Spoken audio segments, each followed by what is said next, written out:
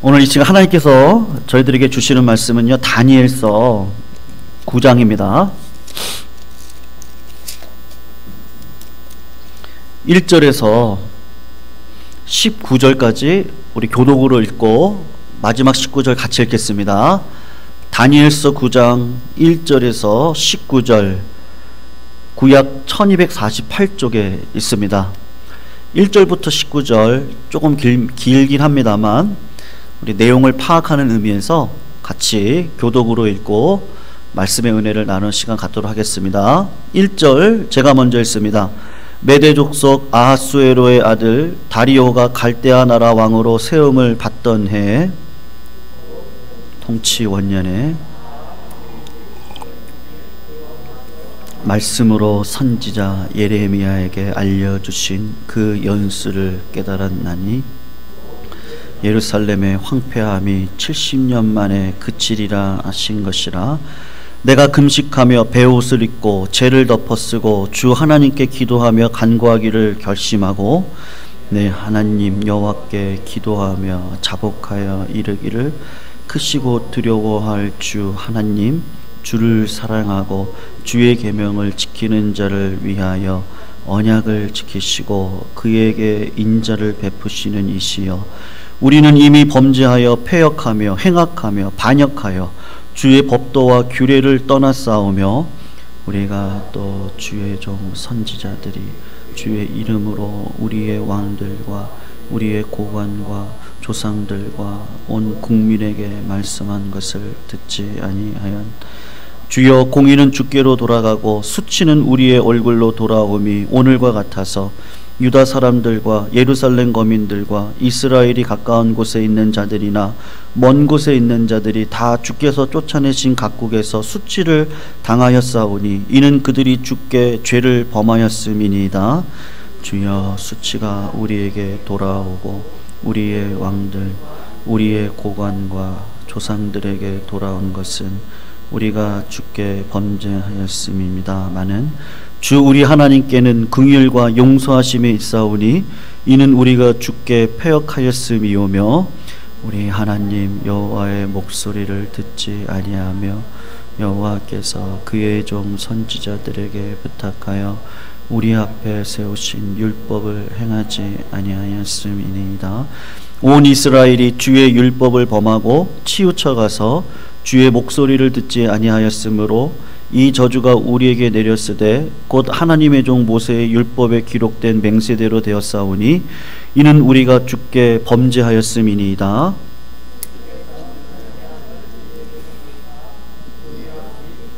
재판하던 재판관을 쳐서 하신 말씀을 이루셨사오니 온 천하에 없나이다. 모세의 율법에 기록된 대로 이 모든 재앙이 이미 우리에게 내렸사오나 우리는 우리의 죄악을 떠나고 주의 진리를 깨달아 우리 하나님 여호와의 얼굴을 기쁘게 하지 아니하였나이다. 그러므로 여호와께서 이 재앙을 간직하여 두셨다가 우리에게 내리게 하셨사오니 우리의 하나님 여호와께서 행하시는 모든 일이 공의로우시나 우리가 그 목소리를 듣지 아니하였음이니이다. 강한 손으로 주의 백성을 애굽 땅에서 인도하여 내시고 오늘과 같이 명성을 얻으신 우리 주 하나님이여, 우리는 범죄하였고 악을 행하였나이다. 주여, 구하옵나니 주는 주의 공의를 따라 주의 분노를 주의 성 예루살렘 주의 거룩한 산에서 떠나게 하옵소서. 이는 우리의 죄와 우리 조상들의 죄악으로 말미암아 예루살렘과 주의 백성이 사면에 있는 자들에게 수치를 당함이니, 그러하온즉 우리 하나님이여, 지금 주의 종의 기도와 간구를 들으시고 주를 위하여 주의 얼굴 빛을 주의 황폐한 성소에 비추시옵소서. 나의 하나님이여, 들으시며 눈을 떠서 우리의 황폐한 상황과 주의 이름으로 일컫는 성을 보옵소서. 우리가 그 앞에 간과없는 것은 우리의 공의를 의지하여 하는 것이 아니요 주의 큰 권능을 의지하여 함이니이다. 같이 읽습니다. 주여 들으소서, 주여 용서하소서, 주여 귀를 기울이시고 행하소서. 지체하지 마옵소서. 나의 하나님이여 주 자신을 위하여 하시옵소서. 이는 주의 성과 주의 백성이 주의 이름으로 일컫는 바 됨이니이다. 아멘.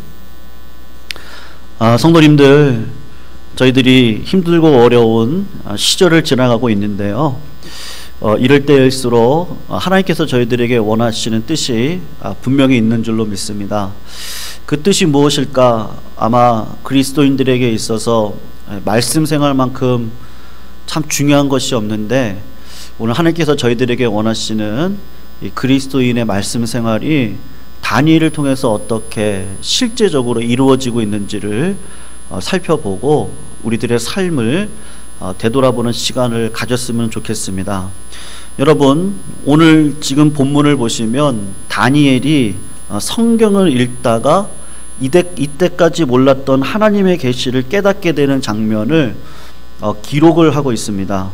읽었던 성경이 예레미야인데, 다니엘과 예레미야가 나이적으로 보면 한 30년 정도 차이가 납니다.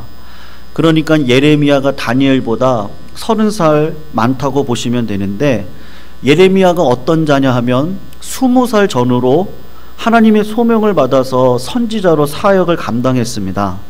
유다가 멸망을 할 때까지 50년 동안 이 예레미야가 사역을 하게 되는데, 예레미야는 사역하는 동안 예루살렘이 멸망하는 것을 직접 보았고, 불순종하는 유다 백성들이 오히려 예레미야를 끌고 애굽 땅으로 가서 애굽에서 예레미야를 구덩이에 쳐넣기도 하고 동족의 손에 맞아서 순교를 하게 된 사람이 예레미야입니다. 예레미야가 죽고 난 다음에 30년이 지나서 다니엘이 태어났는데, 다니엘이 15살 전후로 바벨론 포로로 끌려가고, 그리고 70년 정도 바벨론 페르시아에서 고위 관리로 사역을 하고, 다니엘은 어느덧 80대 중반의 나이에 포로 귀환을 눈으로 보면서 죽었던 것 같습니다. 즉, 오늘 본문의 배경 가운데 두 가지를 성도님들이 꼭 기억하셨으면 좋겠는데, 다니엘이 죽기 전 2년 전 정도의 사건이고, 두 번째로는 다니엘의 나이가 80대 중반의 나이다 라는 것을 기억하시면 좋겠습니다. 오늘 다니엘이 하나님의 말씀을 보았다라는 것을 성도님들 주목을 하셔야 됩니다. 여러분, 목회를 오래 하신 우리 목사님들 혹은 교회에서 신앙생활을 오래 하신 사람들에게 나타나는 자연스러운 모습 가운데 한 가지가 나이가 들수록, 시간이 오래될수록 성경을 열심히 보지 않는 경우가 많습니다. 왜 그렇느냐 하면 뭐 알 것 다 알고 배울 것 배웠기 때문에 해 아래 새 것이 없다라는 생각에 성경 공부를 하지 않거나, 또 우리 목사님들이 성경을 연구하지 않고 공부하지 않고 말씀을 준비하는 일에 관심이 좀 떨어지는 경향이 있다고 선배님들이 저에게도 여러 번 이야기를 하시고 끝까지 말씀을 붙들어야 된다, 그런 이야기들을 많이 충고를 해 주셨습니다. 여러분, 성경 공부를 할 필요가 없는 사람을 뽑으라고 하면 다니엘을 들 수 있을 거예요. 왜냐하면 이 사람은 워낙 똑똑해요. 하나님께서 지혜와 명철과 총명을 보통 사람의 10배로 주신 사람이 이 다니엘입니다. 그러니까 하나를 들으면요, 열을 아는 탁월한 사람입니다. 그렇기 때문에 10대부터 하나님의 말씀을 읽고 말씀대로 살려고 70년을 지냈으면 다니엘을 가르칠 수 있는 사람이 있겠습니까? 지금처럼 성경 교재도 없고 성경책을 구할 수 없다면 다니엘과 같은 사람은 더 이상 성경 공부를 할 필요가 없는 사람입니다. 게다가 다니엘은 직접 하나님으로부터 계시, 환상, 비전을 보는 사람이니까 그런 사람이 성경을 볼 필요가 있겠습니까? 그럼에도 놀라운 것은 무엇이냐 하면 다니엘이 믿음으로 살아가는 신자들의 좋은 본보기인데, 정말로 믿음으로 살아가는 신자의 제일 큰 특징이 무엇이냐 하면 복 있는 사람은 주야로 말씀을 묵상하는 사람입니다. 젊었을 때는 젊었을 때 시절을 쫓아서 말씀을 묵상하고, 나이가 들어서는 지금 80대 중반의 나이인데도 그 노구의 몸에 아마 눈이 많이 아팠을 것 같은데 어떻게 성경책을 읽었을까? 주야로 나이가 들어서는 나이가 들은 대로 묵상하면서 그 시절과 상황을 따라서 열매를 맺고 살아가는 것이죠. 여러분, 30년 대선배니까 어떻게 보면 다니엘은 예레미야를 통해서 주신 말씀을 그냥 거절할 수 있습니다. 무시할 수 있습니다. 그러나 하나님의 말씀에 겸손하고 하나님을 사모하는 교인들의 특징이 하나님이 주신 말씀을 소중히 생각하고 배우고자 하는 마음을 누가 주세요? 성령님께서 내 마음속에 계속해서 심어 주시는 것이죠. 예레미야를 통해 주신 계시의 말씀을 연구하다가 다니엘이 이때까지 자기가 몰랐던 두 가지 비밀을 깨닫게 되고 발견하게 되는데, 이 말씀을 발견하고는 엄청나게 다니엘이 흥분을 하게 됩니다. 오늘 그 본문 말씀을 좀 찾아보면 좋겠어요. 중요한 말씀이라서 예레미야 25장하고 29장을 찾아볼 건데요. 성도님들, 예레미야 29장을 한번 25장을 먼저 보시면 좋을 것 같아요. 1089쪽에 있습니다. 창세기 방면으로 조금만 넘겨보면 예레미야가 나옵니다. 1089쪽을 보시면 예레미야 25장이 나오는데 1절부터 3절을 보시면 예레미야의 배경이 나와요. 유다 왕 요시야 아들 여호와김 넷째 해 곧 바벨론의 왕 느부갓네살 원년에 유다의 모든 백성에 관한 말씀이 예레미야에게 임했다. 25장 1절에 그렇게 지금 말을 하는데, 그 배경이 언제냐 하면 느부갓네살 원년입니다. 그러니까 예루살렘이 멸망당했을 때 말씀이 임한 것이죠. 그래서 2절에 선지자 예레미야가, 예레미야 25장입니다.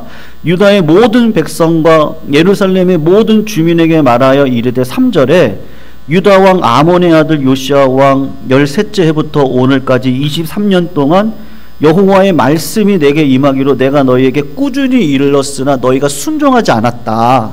지금 그 이야기를 해요. 그리고 9절부터 14절입니다. 우리 교독으로 한번 읽어볼게요. 25장 예레미야 9절에서 14절. 9절 제가 먼저 읽을게요. 보라, 내가 북쪽 모든 종족과 내 종 바벨론의 왕 느부갓네살을 불러다가 이 땅과 그 주민과 사방 모든 나라를 쳐서 진멸하여 그들을 놀램과 비웃음거리가 되게 하며 땅으로 영원한 폐허가 되게 할 것이라. 여호와의 말씀이니라. 내가 그들 중에서 기뻐하는 소리와 즐거워하는 소리, 신랑의 소리와 신부의 소리, 맷돌 소리와 등불빛이 끊어지게, 이 모든 땅이 폐허가 되어 놀랄 일이 될 것이며 이 민족들은 70년 동안 바벨론의 왕을 섬기리라. 여호와의 말씀이니라. 70년이 끝나면 내가 바벨론의 왕과 그의 나라와 갈대아인의 땅을 그 죄악으로 말미암아 벌하여 영원히 폐허가 되게, 내가 그 땅을 향하여 선언한 바 곧 예레미야가 모든 민족을 향하여 예언하고 이 책에 기록한 나의 모든 말을 그 땅에 임하게 하리라. 같이 읽어요. 그리하여 여러 민족과 큰 왕들이 그들로 자기들을 섬기게 할 것이나 나는 그들의 행위와 그들의 손이 행한 대로 갚으리라. 아멘. 똑같은 말씀인데 29장을 몇 장만 넘기시면 29장이 나오고 10절에서 14절 말씀입니다. 예레미야 29장 10절에서 14절 우리 천천히 같이 읽을게요. 10절에서 14절 똑같은 말씀입니다만 또 다른 내용이 담겨져 있습니다. 같이 읽습니다. 시작. 여호와께서 이와 같이 말씀하시니라. 바벨론에서 70년이 차면 내가 너희를 돌보고 나의 선한 말을 너희에게 성취하여 너희를 이곳으로 돌아오게 하리라. 여호와의 말씀이니라. 너희를 향한 나의 생각을 내가 아나니 평안이요 재앙이 아니니라. 너희에게 미래와 희망을 주는 것이니라. 너희가 내게 부르짖으며 내게 와서 기도하면 내가 너희들의 기도를 들을 것이요 너희가 온 마음으로 나를 구하면 나를 찾을 것이요 나를 만나리라. 이것은 여호와의 말씀이니라. 나는 너희들을 만날 것이며 너희를 포로된 중에서 다시 돌아오게 하되 내가 쫓아 보내었던 나라들과 모든 곳에서 모아 사로잡혔던 그곳으로 돌아오게 하리라. 이것이 여호와의 말씀이니라. 아멘.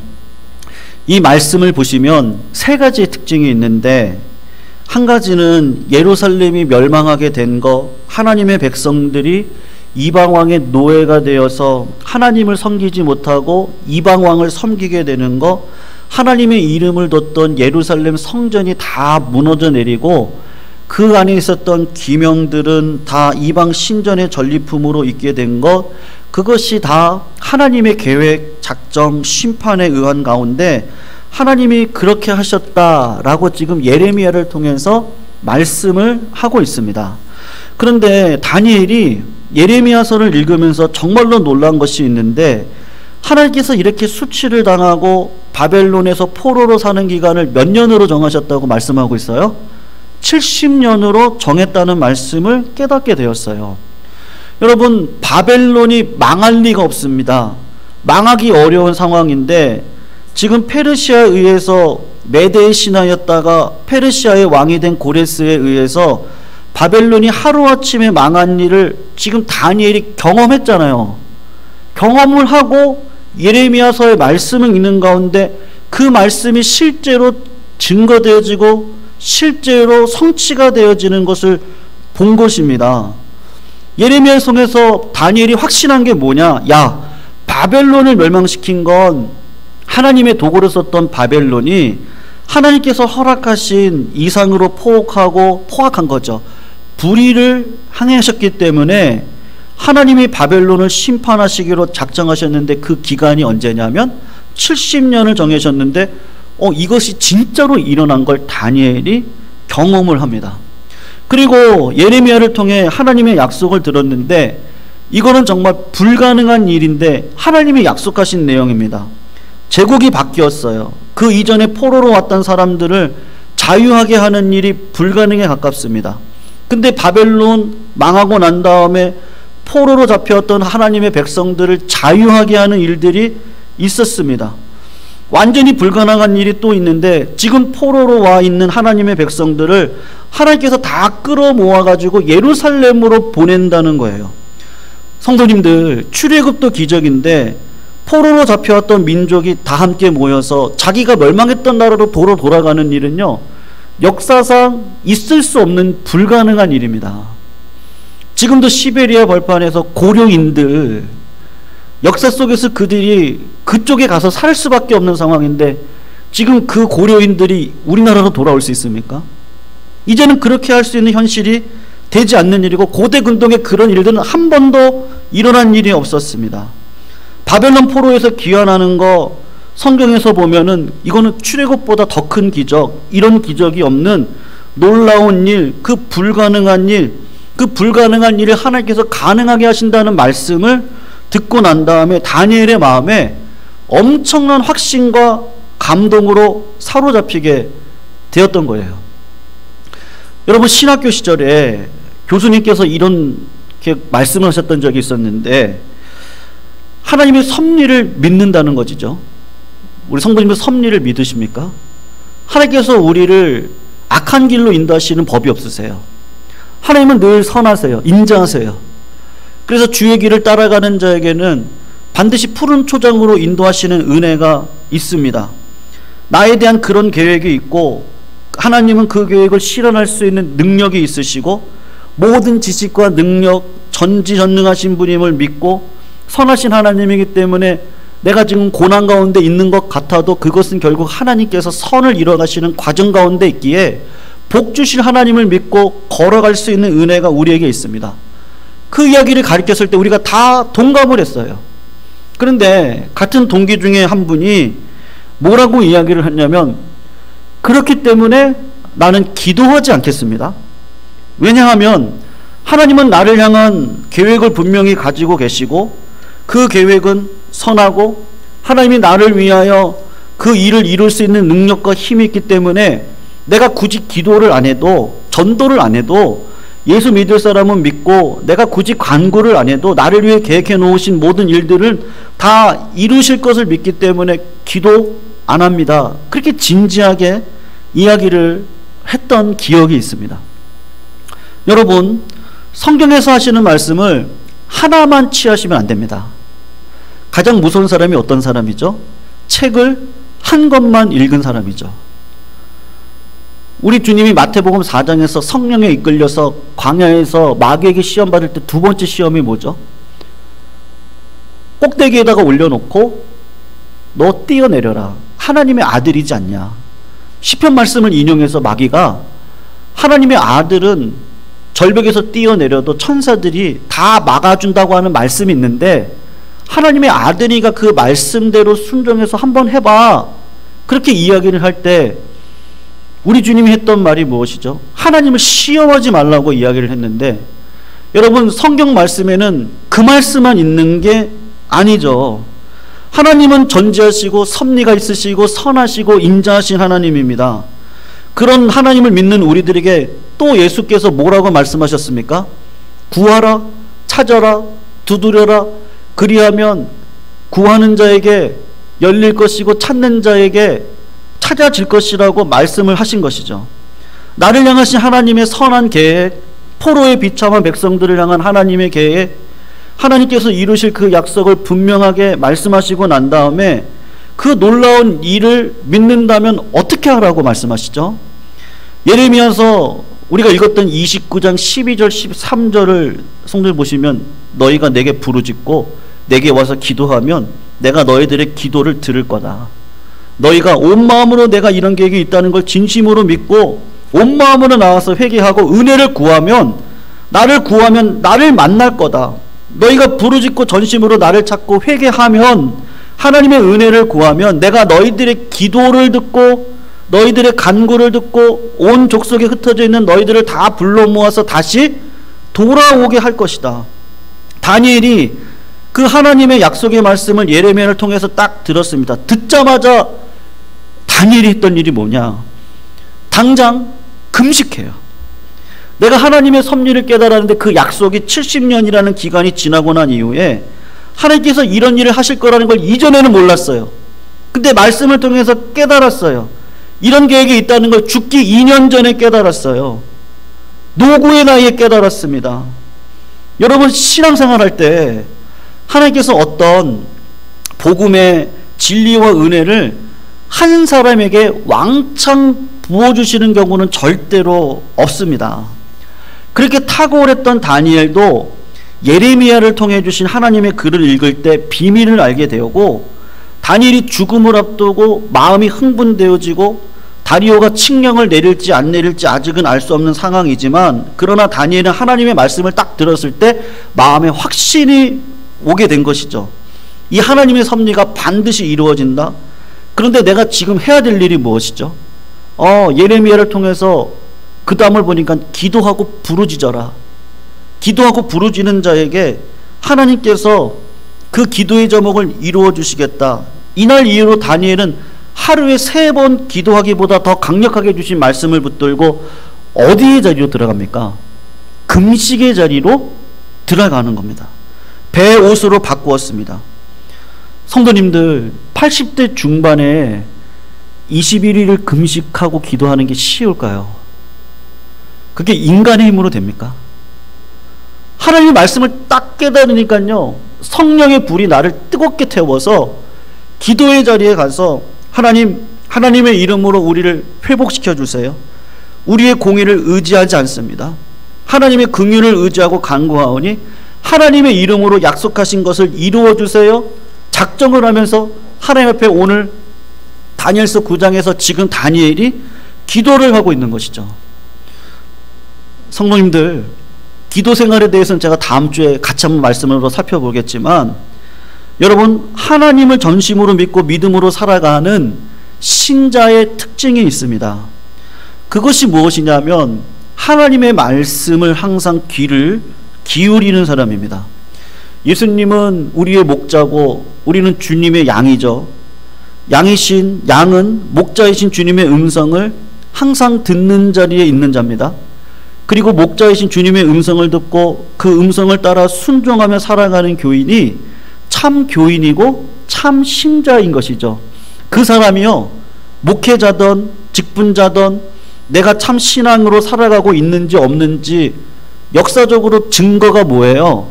하나님의 말씀을 통해서 어떤 음성을 듣고 내가 지금 살아가고 있는지를 확인하시면 됩니다. 학교에서 공부 못하는 학생의 특징이 두 가지가 있습니다. 공부를 못하려면 이 두 가지 하면 되는데, 첫 번째로 공부를 안 하면 됩니다. 시험이 있던 없던 공부를 아예 안 하면요, 공부를 정말로 못할 수 있습니다. 두 번째는 공부를 열심히 하는데 내가 아는 것만 공부하면 됩니다. 하루에 10시간씩 공부하는데요, 1 더하기 1은 2다, 1 더하기 1은 2다, 이것만 계속해서 공부하는 겁니다. 그리고 시험 문제는 뭐가 나오죠? 2 더하기 1은 뭐냐? 그걸 못 풉니다. 풀 수가 없어요. 내가 모르는 것을 공부해야 실력이 느는데 내가 아는 것만 계속해서 반복하면 실력이 는지 않습니다. 신앙생활의 믿음이 성장하지 않는 비결이 있습니다. 성경을 안 읽으시면 됩니다. 성경 공부 안 하시면 됩니다. 기도 안 하시면 됩니다. 적당하게 하시면 됩니다. 그 다음에는 신앙 성장 안 하시려면 내가 아는 것만 배우시면 돼요. 내가 아는 게 이걸로 다다라고 생각을 하시면 성장하지 않을 수 있습니다. 그러나 하나님의 은혜 안에 살아가는 교회는 성령 하나님께서 우리들에게 은혜를 주시는데 어떻게 하시죠? 말씀이 들리게 하세요.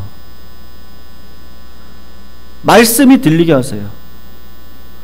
모압으로 떠났던 나오미가 두 이방 여인의 아내를 얻어서 남편도 죽고 아들도 죽고 둘째 아들도 죽어요. 그리고 오르바라고 하는 며느리는 돌려보내고 룻도 돌려보내려고 했는데 룻이 어머니를 따라가겠다고 이야기를 하는데, 여러분, 모압 땅에서 베들레헴 빵집으로 돌아가기로 나오미가 마음을 먹었던 건 뭐냐면요, 룻기서 1장을 보면 그냥 영어로 하면요, 리슨이 아니에요. 리슨은 집중해서 듣는 건데 영어 성경으로 보시면 룻기 1장을 보면 그냥 hear이에요. 그냥 들렸어요. 베들레헴 집에 그 빵집의 기근 때문에 내려왔었는데 그 빵집에 빵이 풍성하다고 하는 그 말씀이 들렸는데 그 들린 말씀이 마음에 감동을 줘서 나오미가 고향 땅으로 돌아가기로 결정을 하는 건데, 성도님들, 하나님의 은혜 안에 살아가는 교회는 성령 하나님께서 은혜를 주시는데 어떻게 하시죠? 말씀이 들리게 하십니다. 여러분, 교회가 내가 하나님의 말씀이 들리는 자리에, 목자이신 주님의 음성이 들리는 그 자리에 내가 있어야 됩니다. 그리고 주님께서 하시는 말씀을 성령님께서 깨닫게 하실 때 그것이 확신으로 들어와 있어야 되는 것이죠. 하나님께서 예레미야를 통해 이스라엘 백성들에게 주신 말씀, 예레미야 29장 11절에 너희를 향한 나의 마음은 내가 안다. 나는 너희들이 재앙을 주려는 게 아니라 평안을 주려고 한다. 그게 하나님의 본심입니다. 어떠한 상황에서든지 그게 하나님의 본심입니다. 성도님들, 성경을 읽거나 기도의 자리에 기도를 할 때에 나에게 일어난 이것 때문에 일어난 일인데, 그리고 내가 지금 하나님께서 너를 이런 과정을 거치게 하고 내가 이런 은혜를 줄 거야 라고 하는 그 음성을 들으셔야 되는 것이요. 되시죠? 그것이 없으면요, 믿음 생활을 할 수가 없습니다. 그것이 없으면 내 머릿속에 있는 하나님은 죽은 하나님이지 살아계셔서 역사하는 하나님이 아닙니다. 하나님께서 살아계시고 말씀하시는 하나님이니까 시절을 쫓아서 하나님께서 어찌하든지 정직하게 나아가는 자에게는 말씀하시는 것이죠. 그리고 그 말씀이 들리는 겁니다. 그리고 분명히 지금 이 상황 가운데 하나님께서 어떻게 하라고 하는 분명한 뜻이 마음의 확신 가운데 있고 그대로 살아갈 수 있는 은혜를 주시는 겁니다. 여러분, 제가 이제 목회를 시작하고 사명자로 살아가는 지 이제 15년이 넘었습니다. 그리고 하나님께서 유학의 기간을 주셔서 6년 7개월 동안 많은 책들을 공부할 수 있도록 은혜를 주셨어요. 그래서 저는 책을 읽을 때 특징이 있는데요. 한 저자가 딱 마음에 꽂히면 그 저자의 책을 다 사가지고 다 읽어봐요. 그러면 그분이 하는 말에 반복되는 구절들이 있습니다. 그러면 이분께서 말씀하시고자 하는 요지가 뭔지가 딱 드러나요. 그냥 뭐 단어가 바뀌고 구절을 다시 풀어서 하는 것뿐이지 그분이 생각하는 게 딱 있거든요. 그렇게 한 저자를 읽다 보니까 이게 책들이 그냥 이렇게 목차만 봐도 아, 이 사람이 무슨 말씀을 하려고 하는 거구나, 그게 딱 알아지더라고요. 그래서 책을 읽을 때 지금은 그렇습니다. 그냥 이 신학 서적과 관련된 책들을 읽을 때 이렇게 딱 보고 내가 읽어야 될 부분이 뭔지만 딱 뽑아가지고 이제 그 부분만 제가 이렇게 읽어봐요. 이분이 생각하는 게 뭔지를. 그렇게 이제 책을 한 10여 년 읽다 보니까 그런 이제 감이 왔는데요. 어떤 목사님께서 에베소서와 관련되어져서 한 저자의 책을 저에게 추천을 해주셨는데 그 책이 뭐냐면 이 토마스 굿인이 썼던 에베소서라는 아주 얇은 책입니다. 근데 이 책을 제가 아무리 많이 처음부터 끝까지 정독을 하면서 읽어도 하루에 몇 페이지를 못 나가냐면 5페이지 이상을 못 나가겠더라고요. 하루에요. 여러분 마틴 로이드 존스라고 하는 목사님이 계신데 그 목사님이 이분의 책을 참조해서 에베소서를 쓰셨거든요. 근데 저는 이분이 어떤 분인지 잘 몰랐는데 이분의 책을 딱 보면서 에베소서에 설명한 분 가운데 이렇게 탁월하게 가르친 분은 저는 처음 봤습니다. 그러니까 그분의 책을 보면 3페이지 4페이지를 못 나가겠어요. 계속해서 묵상을 하게 되고 뜻이 무엇인지 생각하고 다른 책을 찾아보게 되더라고요. 하나님께서 나의 게으름, 나의 가난함을 은혜를 통해서 가르쳐 주십니다. 내가 알고 있는 게 다가 아니에요. 저도 목사지만요, 제가 알고 있는 지식이 다가 아니기 때문에 누가 무슨 말씀을 하시면 겸손함으로 무슨 말씀을 하시려고 하는 것이지 그렇게 좀 생각해 보려고 노력을 합니다.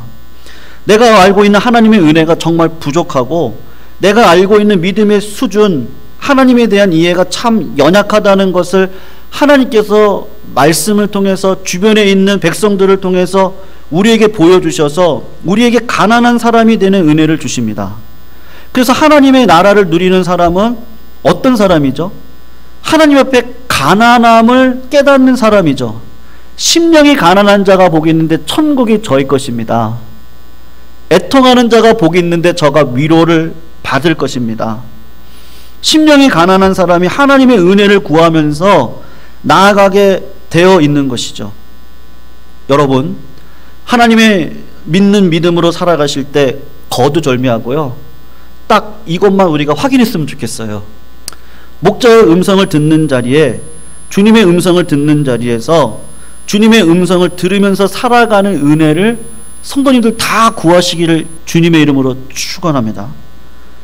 그냥 몇 년 전이요, 어릴 적 신앙 말고요, 그때 신앙이 이래서 야, 내가 그때 이런 하나님을 경험했지, 그거 말고 5년 전, 10년 전 경험했던 하나님 말고요, 최근에 하나님의 음성, 성령의 뜻을 깨닫고 상황 속에서 나를 부인하고 십자가를 지는 그 길을 다니엘과 같이 정말 확신 가운데 그렇게 살고 계십니까? 라고 할 때 내가 수년 전에 그런 하나님을 경험했고요, 지금 10년 전에 주셨던 그 축복을 받아서 내가 지금 이렇게 살아가고 있어요. 그런 거 말고 그 말씀을 통해 지금 나에게 일어나는 일이 재앙이 아니라 재앙과 환난의 옷을 입고 왔지만 하나님께서 이것을 통해 이전에 알지 못했던 하나님의 은혜를 지금 내가 경험하면서 살아가고 있는지를 우리 성도님들 삶 속에서 살펴보시기를 주님의 이름으로 축원합니다. 그때 하나님께서 분명히 우리들에게 말씀하셨어요. 그리고 말씀대로 순종하며 오늘 하루하루를 믿음으로 살아가는 자에게는 30배, 60배, 100배의 열매가 있는 줄로 믿습니다. 특별히 올 한 해 우리가 마음이 씌어가고 사랑을 배워가는 교회로, 제가 송구 용신 예배 때도 말씀을 드렸습니다만, 우리 교회가 2021년도 예배가 회복되어지면서 소그룹이 회복이 되어졌으면 좋겠고요. 우리 다음 세대들이 올 1년 동안 좀 세워지는 가정 가운데 있었으면 좋겠다라는 생각을 합니다. 그래서 하나님께서 우리 교육부서, 제가 지난 새벽 잠깐 말씀드렸지만 세 분의 부장님이 계십니다. 유초등부 우리 김영 권사님이 담당을 해주시고, 중고등부 우리 임채호 장로님, 그리고 청년부 부장님으로 우리 안준사님 같이 동역하고 사역하고 나가게 됐는데, 아까 제가 광고 때도 말씀드렸지만 예배 시간을 9시 반으로 바꿨습니다. 이유는 딱 하나입니다. 우리 아이들이 그래도 같이 와서 예배 드릴 수 있는 시간대 그나마 30분 뒤로 미루고, 그리고 청년들 갈 길을 잃고 어떤 사랑을 받지, 그 나이대가 참 사랑받아야 될 때고, 교회 오면 행복하고 먹고 이야기하고 막 그래야 할 때인데, 우리 교회에 그런 청년들이 많이 있습니다. 그래서 올 1년도 주신 말씀은 딱 그건 것 같아요. 저한테는 그 말씀을 주셨어요. 목회자로서 하나님 우리 교회를 어떻게 끌어가면 좋을까요? 장로님들하고 이런저런 이야기를 나누면서 작년에 여러 가지 일들을 다 뛰어넘게 하시고, 올해는 우리 교우들이 같이 교제하고 나누고 서로의 기도 제목을 알고 삶을 알고 교제하는 가운데 뜨거운 기도의 마음들이 생기고, 그리고 젊은이들이 기도의 자리에 오는 것을 눈으로 목도하면서요, 하나님께서 우리 교회를 허리를 강하게 하셔서 백년대계가 또 밝을 수 있도록 하는 길은, 일단 우리는요, 말씀과 기도 가운데 주님께서 원하시는 게 뭔지를 깨닫고 내가 어느 자리에 설까, 그것을 고민하시면서 우리 성도님들께서 올 한 해 말씀 앞에 다 서시기를 축원합니다. 그래서 양식을 드시면서 힘이 생겨서 내가 어느 자리에서 일을 할 것인지 고민하시고 같이 합력하여 선을 이룰 수 있는 자리에 우리 성도님들 다 서 주시기를 부탁드리겠습니다. 기도하시겠습니다. 하나님, 우리의 참 목자가 되시는 예수님, 내 양은 내 음성을 듣고 내 양은 나를 따라온다 라는 말씀을 기억하며 감사하며 기도합니다. 목자이신 주님께서 내가 지금 처해 있는 상황에서 내 마음의 고민과 환경 속에서 하시는 말씀을 들을 수 있는 은혜를 주시옵소서. 에녹과 같이 주님 하루하루를 동행하며 살아가는 은혜를 주시옵소서. 하나님께서 왜 나를 푸른 초장 물가로 인도하시고 왜 나를 사망의 음침한 골짜기로 인도하시는지, 주님의 음성을 통해 마음에 큰 확신과 믿음 가지고 하나님의 은혜를 경험하며 감사하는 한 주간이 될 수 있도록 우리를 붙잡아 주시옵소서. 예수 그리스도의 이름으로 간절히 기도 올려드리옵나이다. 아멘.